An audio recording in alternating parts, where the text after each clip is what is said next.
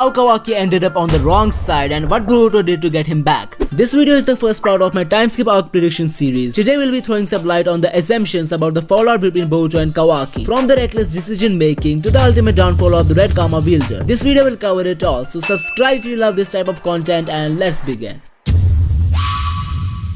There are a number of reasons which could define why Boruto and Kawaki end up in a problematic situation. Since Boruto is purely an Otsutsuki now and Kawaki has got Otsutsuki level powers through Amado's karma, a conflict between these two prodigies was one of the worst things the shinobi world could imagine. So let's discuss how Kawaki ended up in destroying the village. The backstory of Kawaki tells us how he never felt the love of a father. His biological parent as well as Jigen both were verbally and physically abusive towards him, which had filled his life with a lot of trauma and fear. However, there came a turning point in Kawaki's life when he met Naruto, and for the first time he felt the true love and care of a father. Naruto was the person who offered Kawaki the life he could have never imagined. It was like a miracle that he never saw coming. This attitude of Naruto towards the unfortunate child made him develop strong feelings for him. This ended up in Kawaki even wanting to put his own life on stake just to protect his godfather Naruto. In chapter 66, Kawaki didn't even hesitate to kill off Naruto's own son just because he could have put the life of the 7th Hokage on risk. A similar scenario must have taken place in the time skip. The entire destruction of the Konoha village and a strong desire to end the era of shinobis was done by Kawaki for the sake of the most precious person to him. Kawaki wanted to devote his life to Naruto. He wanted to serve Naruto his whole life, even at the cost of taking the most difficult and fearsome decisions. And that is what led to the fallout between him and Boruto. The entire story of the Konoha destruction in the time skip could be based upon the love that a son shares for his father. Kawaki, who had been deprived of fatherly love from the beginning, was willing to destroy the whole world for the person who provided that love to him. Kawaki's loyalty towards Naruto made him run wild and take the most dangerous decision, that was to finally put an end to the centuries-old system of ninjas. According to Kawaki, the shinobi system has been a danger to peace because of its brutality, which includes killing of innocent lives just for the sake of the upper heads. Kawaki must have discussed this with Naruto, but just because he couldn't motivate him to announce the demolishment of the shinobi system, he decided to become a revolutionary himself. Kawaki was technically one of the strongest beings alive because of his Otsutsuki prowess, which made this task even easier for him. But there's no way Kawaki could execute this revolution alone, and he must have some other people by his side, and in my opinion it's Eida and Daemon. Now you guys must be wondering about the fate of Code. So what I think is that after invading the village through Shikamaru, Amado could have just turned him off by saying that secret code word,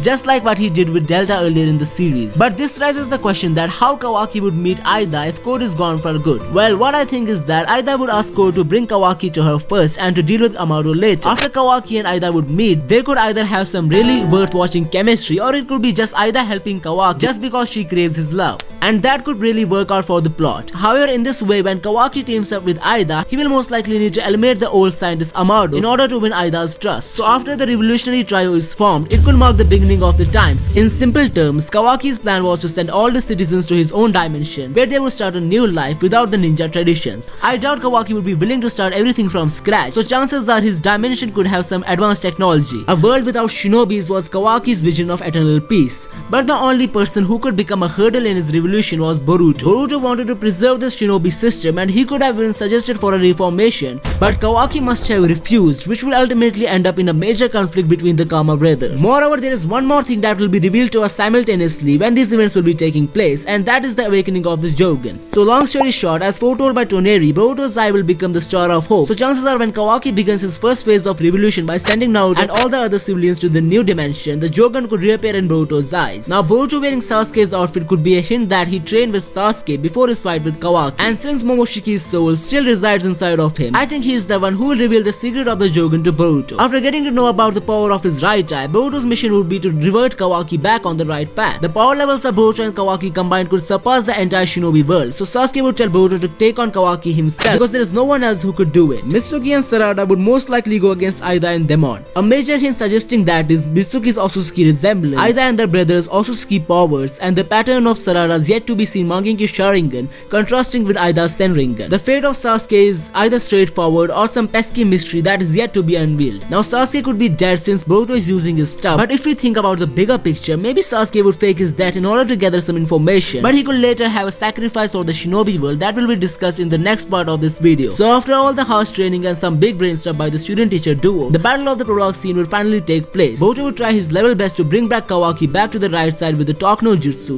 but after realizing Kawaki's unwillingness, he would be left with no choice but to have a deathmatch with his Karma counterpart. Since both of the Karma wielders are too overpowered, their battle could only come to an end with the interference of a third person. And I think after some extreme battle, when both of the Otsutsuki fight humans end up in a bad shape, a new Otsutsuki could appear in front of them, and that would mark the beginning of the second major arc in the time skip.